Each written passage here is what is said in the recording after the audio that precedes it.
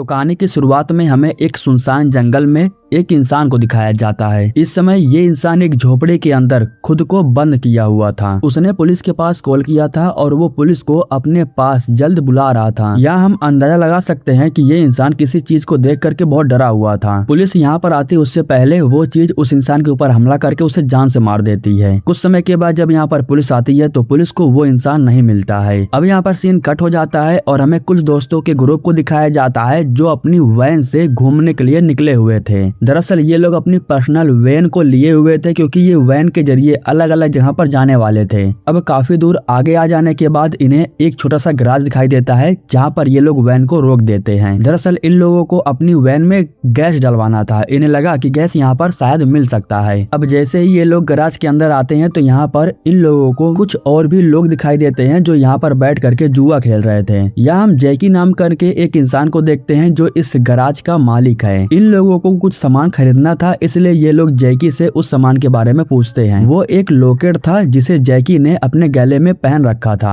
नताशा को वो लॉकेट बहुत पसंद आ जाता है इसलिए वो उसे खरीदना चाहती थी। हालांकि जैकी कहता है कि ये बिकाऊ नहीं है। फिर नताशा कहती है कि मैं इसके बदले में तुम्हें $1000 दूंगी। $1000 का नाम सुनने के बाद जैकी खुद को रोक नहीं पाता है। वो लॉकेट बेच देता है। लेकिन कुछ समय के बाद नताशा को मालूम चलता है कि लॉकेट तो चेंज हो गया है। इस बारे में जैकी से बात करने के लिए चक उसके पास जाता है और जैकी से कहता है कि वो लॉकेट कहाँ पर है जो हमने खरीदा है। जिसके बाद जैकी कहता है कि जो लॉकेट तुम्हें मिल गया है उसे लेकर के चुपचाप यहाँ से चले जाओ। इस दौरान चक फिर से भागते हुए आता है और जैकी के गले से वो लॉकेट छीन लेता है। ये लोग फटाफट आकर के वैन में बैठ जाते हैं और चक वैन को ड्राइव करने लगता है। लेकिन इस दौरान जल्दबाजी के चक्कर में चक एक महिला को ठोक देता है जिसकी वजह से उसकी फौरन मौत हो जाती है। वो महिला एक बूढ़ी महिला थी और वो जैकी के खानदान की थी। जब इन लोगों को एहसास हुआ कि बूढ़ी औरत की मौत हो चुकी है तो ये लोग बहुत डर जाते हैं। उसी समय जैकी बाहर भाग करके आता है और जब वो देखता है कि महिला की मौत हो गई है तो वो इनके ऊपर बहुत ज्यादा भड़क जाता है। और अब जैकी इतनी आसानी से इन लोगों को छोड़ने वाला नहीं था। खैर फिलहाल ये लोग भी बहुत डरे हुए थे क्योंकि जो कुछ भी हुआ वो अनजाने में हुआ, वो गलती से हुआ। अब ये लोग वैन को चलाते हुए उस जगह पर पहुंच जाते हैं जहाँ पर ढेर सारा कोहरा था। एक बात इन लोगों को बहुत अजीब लगती है क्योंकि जब ये लोग वैन को चला रहे थे तो कोहरा भी इनके साथ में चल रहा था। खैर इस बात को ये लोग इग्नोर करते हैं और वैन को चलाते हुए ये लोग कोहरे से बाहर आ जाते हैं। और एक जगह पर आने के बाद ये लोग वैन को रोक देते हैं क्योंकि इन्हें मालूम चल गया था कि ये लोग रास्ता भटक चुके हैं। ठीक उसी समय इन लोगों के वैन के सामने एक छोटा सा बच्चा आकर के खड़ा हो जाता है जो इन लोगों की तरफ मरने का इशारा कर रहा था। रास्ता पूछने के लिए नताशा नीचे उतरती है उस लड़के से बात करने के लिए, लेकिन तभी वो लड़का यहाँ से भाग जाता है। और तभी कहीं से एक बड़ा सा पंछी नताशा के पास आता है और उसे उठा ले जाता है। नताशा को बुरी तरीके से मारने के बाद फिर वो उसे नीचे फेंक देता है। उसके लोग जब भाग करके नताशा के पास जाते हैं तो देखते हैं कि नताशा का बहुत ही बुरा हाल हो गया है। और इस बार जब वो पंछी आता है तो इस बार वो नताशा को एकदम के लिए उठा ले जाता है। दरअसल उस बड़े पंछी का नाम सिमरोक है। सिमरोक इतना खतरनाक पंछी है कि वो इंसानों का शिकार करता है और अब वो इन लोगों को देख चुका था इसलिए वो इन लोगों का पीछा करना शुरू कर देता है। इधर इन लोगों को भी समझ में नहीं आ रहा था कि आखिर वो पंछी क्या चीज है और वो इनके पीछे क्यों पड़ी है। उसी समय इन लोगों को एक झटका लगता है जिसकी वजह से इनका जो टायर था वो फट जाता है। टायर फटने की वजह से वैन ऑटोमेटिक बंद हो जाता है। अब यहाँ पर इनका काम था कि नीचे जा करके टायर को चेंज करना, जिसके लिए कोई भी तैयार ही नहीं हो रहा था। हालांकि रायन कहता है कि मैं जाऊंगा, लेकिन तभी टॉमी भी खड़ा हो जाता है और कहता है कि मैंने पहले भी टायर को चेंज किया है इसलिए मैं ये काम जल्दी कर सकता हूँ। यह कहने के बाद वो नीचे जाता है और टायर को चेंज करने लगता है। हालांकि वो टायर को पूरी तरीके से चेंज कर चुका था लेकिन तभी उसके ऊपर सिमरोक आ जाता है। इस दौरान टॉमी जैसे ही कोई हरकत करता है तभी सिमरोक उसके ऊपर हमला कर देता है। अब अंदर की तरफ इन लोगों को टॉमी की चिल्लाने की आवाज सुनाई देती है और जब ये लोग बाहर आकर के टॉमी को देखते हैं तो उसका भी वही हाल हो गया था जो हाल नताशा का हुआ था। यह देख करके बाकी के लोग बहुत डर जाते हैं और भाग करके वैन के अंदर चले जाते हैं। फिर से सिमरोक आता है और टॉमी को अपने साथ उठा करके लेके चला जाता है। इन लोगों ने अपने 2 दोस्तों को खो दिया था, इसीलिए ये लोग काफी ज्यादा अपसेट थे। दिल पर पत्थर रखने के बाद ये लोग वैन को स्टार्ट करते हैं और यहाँ से भागने लगते हैं, क्योंकि वो सिमरोक इनके पीछे पड़ा हुआ था। अब थोड़ी ही दूर आगे जाने के बाद इन लोगों को एक छोटा सा घर दिखाई देता है। उसी समय ये लोग नोटिस करते हैं कि सिमरोक इन लोगों को छोड़ करके जा चुका है, जिसके बाद ये सभी लोग एक साथ वैन के नीचे उतरते हैं और घर के अंदर चले जाते हैं। यहाँ इनकी मुलाकात नीना नाम करके घर की एक सदस्य से होती है। रायन उससे फोन मांगता है, लेकिन उसी समय यहाँ पर जैकी अपने सभी दोस्तों के साथ आकर के पहुंच जाता है और वो सिर्फ यहाँ पर चक को मारने के लिए आया था, क्योंकि वही था जो कार को ड्राइव कर रहा था और उसी की वजह से ही उस महिला की मौत हुई। इस दौरान बीच में जॉय आता है और कहता है कि देखो, जो कुछ भी हुआ वो अनजाने में हुआ, वो हमसे एक गलती थी, हम सबको माफ कर दो और हमें यहाँ से जाने दो। लेकिन जैकी इन लोगों को नहीं छोड़ता है, बल्कि वो इन लोगों को लेकर के अपने साथ जाने लगता है। उसी समय केट जैकी से कहती है कि मुझे पता है कि तुम्हें वो लॉकेट चाहिए, अगर मैं तुम्हें वो लॉकेट दे दूं तो क्या हम सबको तुम यहाँ से जाने दोगे? जिसके बाद जैकी कहता है कि हाँ बिल्कुल, मुझे सिर्फ वो लॉकेट चाहिए, अगर तुम मुझे वो लॉकेट दे दोगे तो मैं तुम सबको छोड़ दूंगा। जिसके बाद केट कहती है कि ठीक है, मैं वो लॉकेट तुम्हें दे दूंगी, लेकिन उस लॉकेट को मैंने वैन में रखा है। अब उस लॉकेट को लाने के लिए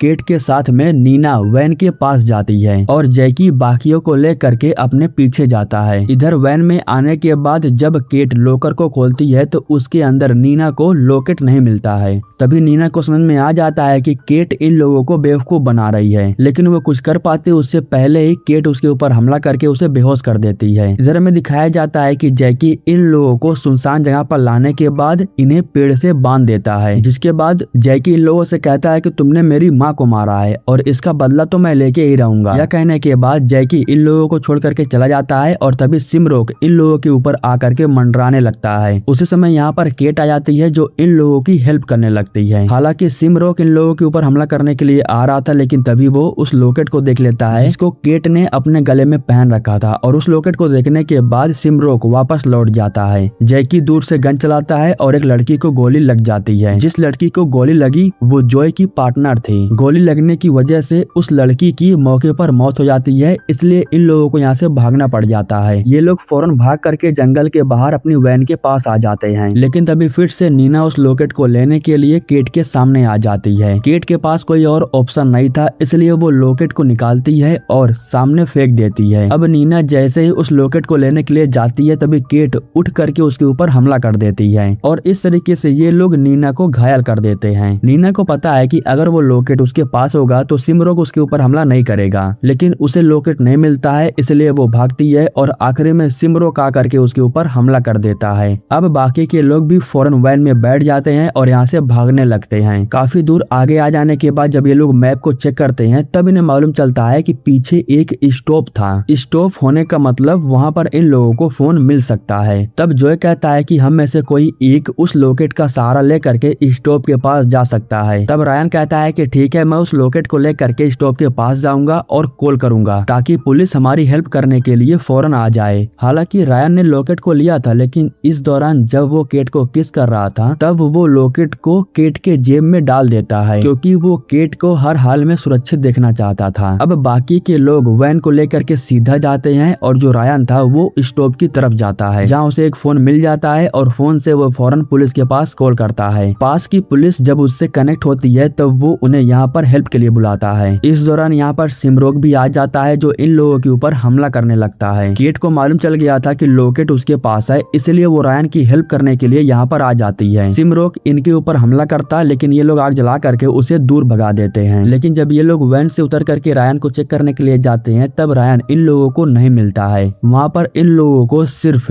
खून दिखाई देता है, जिसके बाद ये सभी लोग झोपड़े के अंदर ही जाकर के बैठ जाते हैं, क्योंकि इन्हें पता था कि कुछ समय के बाद यहाँ पुलिस आने वाली थी, क्योंकि रायन पुलिस के पास पहले ही कॉल कर चुका था। अब जैसे ही एक पुलिस वाला इनके पास आता है तब केट उस पंछी के बारे में उस पुलिस को बताती है, लेकिन तभी वो पुलिस वाला इन लोगों के ऊपर गन तान देता है और कहता है कि मुझे वो लॉकेट दे दो। दरअसल पुलिस वाला इन लोगों को बचाने के लिए नहीं बल्कि उस लॉकेट को लेने के लिए यहाँ पर आया था। लॉकेट को लेने के बाद वो इनके हाथ पैर को रस्सी से बांध देता है। इस दौरान केट को जैसे ही मौका मिलता है तो वो उस पुलिस वाले के ऊपर हमला कर देती है। इसके बाद वो अपने दोस्तों को बचा लेती है और पुलिस को यहाँ पर छोड़ करके ये लोग वैन में बैठने के लिए जाने वाले थे, लेकिन तभी केट को पुलिस की वैन में एक रेडियो दिखाई देता है। है। केट को लगा कि वो रेडियो की मदद से पुलिस को यहाँ पर बुला सकती है, लेकिन उसी समय यहाँ पर सिमरोक आ जाता है जो उस पुलिस वाले के ऊपर हमला कर देता है। उसको देखने के बाद केट चुपचाप कार में बैठ जाती है, लेकिन तभी रेडियो से आवाज आ जाती है और फिर सिमरोक केट के ऊपर हमला करने लगता है। हालांकि तभी जोय लॉकेट को लेकर के केट के पास आ जाता है, जिसके बाद सिमरोक यहाँ से भाग जाता है। अब जोय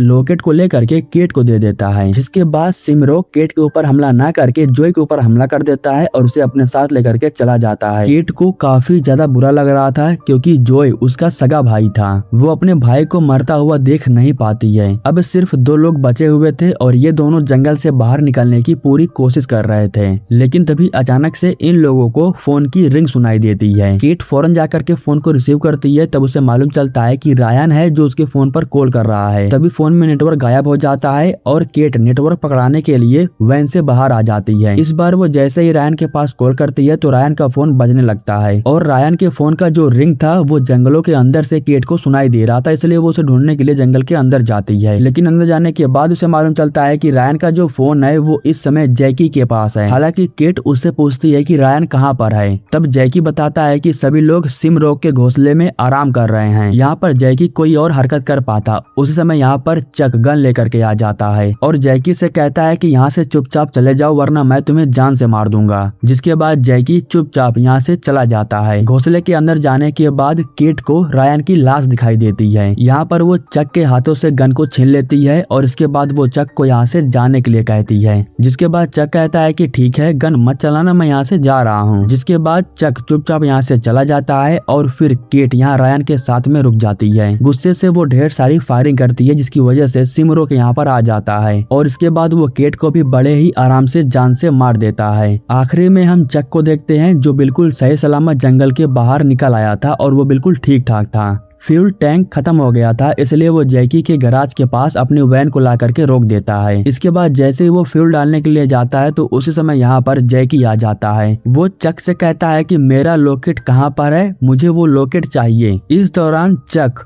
पाइप को नीचे रख देता है, जिसकी वजह से सारा फ्यूल नीचे गिरने लगता है। फिर वो जैकी से कहता है कि मुझे उस लॉकेट के बारे में नहीं पता है। यह कहने के बाद वो लाइटर जला करके फेंक देता है, जिसकी वजह से एक जोरदार धमाका होता है और जैकी की मौत हो जाती है। चक की जब आँख खुलती है तो उसी समय सिमरोक उसके ऊपर आकर के हमला कर देता है और इसी के साथ दोस्तों ये कहानी यहीं पर खत्म हो जाती है।